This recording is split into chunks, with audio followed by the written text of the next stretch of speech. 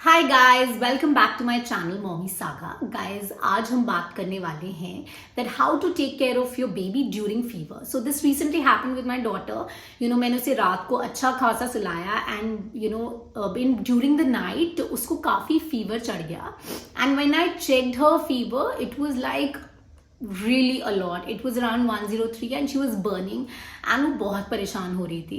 That's when I thought कि मैं इस बारे में ज़रूर वीडियो बनाऊंगी that how to take care of your baby during fever. So guys, सबसे पहली चीज, जब भी आपके बच्चे को फीवर होता है आप प्लीज उसके माथे पे ऐसे टच करके is one way of doing it, but मैं आपको जरूर सजेस्ट करूंगी कि आप थर्मामीटर लेके उसका फीवर जरूर देखिए। If it's more than 100.4 that means आपके बेबी को फीवर है एंड दैट मीन्स आपकी बेबी की बॉडी किसी ना किसी इन्फेक्शन को मेजरली फाइट कर रही है। दैट इज वाई फीवर होता है। So guys, fever is associated with a lot of things. It can be because of viral infections, it can be because of bacterial infections, because of आप बच्चों को vaccination या immunization कराते हैं, because of teething, because of UTIs, because of flu, because of sore throat, so because of pneumonia. So there's so many reasons बच्चे को fever हो सकता है। But I would say जब आपके बच्चे को फीवर होता है तो आपके दिमाग में सबसे पहले यही चीज आती है कि हम ऐसा क्या करें जिससे हमारा बच्चा थोड़ा बेटर फील करे या थोड़ा कंफर्टेबल फील करे।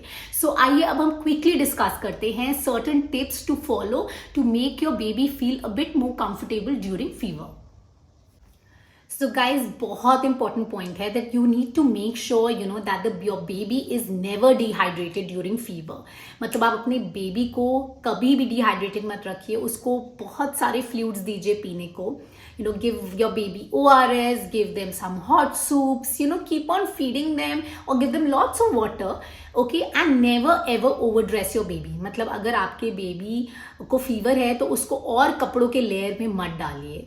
Another thing is आप उसको एक कूलिंग फैन उसके आसपास रखिए या फैन चला दीजिए थोड़ा सा, so that the baby also feels a little more comfortable.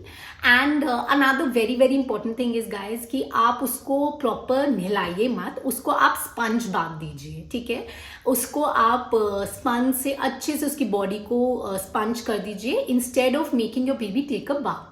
आपके बेबी को इन सब चीज़ों के बाद भी फीवर है, आपने घर पे ट्राई कर लिया है, फीवर है, आपने उसको स्पंज दे दिया, आपने उसके ऊपर माथे पे पट्टियाँ रख दी कोल्ड वाटर की, तभी भी कोई फर्क नहीं पड़ रहा है। So you have to go and speak to your paediatrician and वो आपको सजेस्ट करेंगे। Basically what they do is they generally give you a paracetamol which brings down the fever in 45 minutes, but आपको उनसे consult करना उसके बाद ज़रूरी होगा।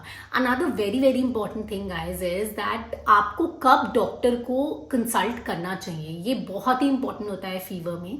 That when should you rush to the doctor जब आपके बेबी को फीवर हो। देयर आर टाइम्स जब आपके बेबी को एक दिन फीवर होता है एंड देन अगले दिन आप ये सारी चीज़ें करते हैं एंड फीवर गिर जाता है, बट देर आर टाइम्स जब आपके बेबी का फीवर नहीं टूट रहा होता। So let's quickly talk about when should be consult a doctor.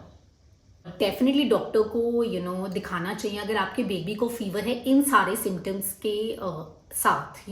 अगर आपके बेबी को फीवर है with vomiting, with diarrhoea, with seizures, your baby is very fussy while sleeping और your baby is unusually very sleepy, and if in case your baby has some really bad skin rashes, तो मतलब fever में तो आपको अपने baby को doctor को दिखाना is like of utmost importance. आपको उनको जल्दी से जल्दी कनेक्ट करना ही करना है। एंड गाइज, मैं एक स्पेशल चीज़ ज़रूर मेंशन करना चाहूँगी that there are lots of newborns, जब उनको फीवर होता है उनके साथ हमें कैसे डील करना है। सो न्यूबॉर्न्स क्या होते हैं ना, उनको अपना बॉडी का टेम्परेचर उनका रेगुलेट करना नहीं आता, ओके अभी। सो क्या होता है, जनरली जब उनको फीवर होता है कभी कभी गर्म होने से बॉडी बहुत ज़्यादा ठंडी भी हो जाती है। ठंडी इन द सेंस, अगर आपके बेबी को 97 डिग्री से कम फीवर है, दैट मीन्स उससे कम उसका बॉडी टेम्परेचर है, दैट मीन्स उसको फीवर है। Okay, so you need to consult a doctor. Okay, उसकी बॉडी ठंडी हो जाएगी। So this is also a sign of fever. Just body गर्म होना ही फीवर नहीं होता, बॉडी ठंडी बहुत होना भी फीवर होता है।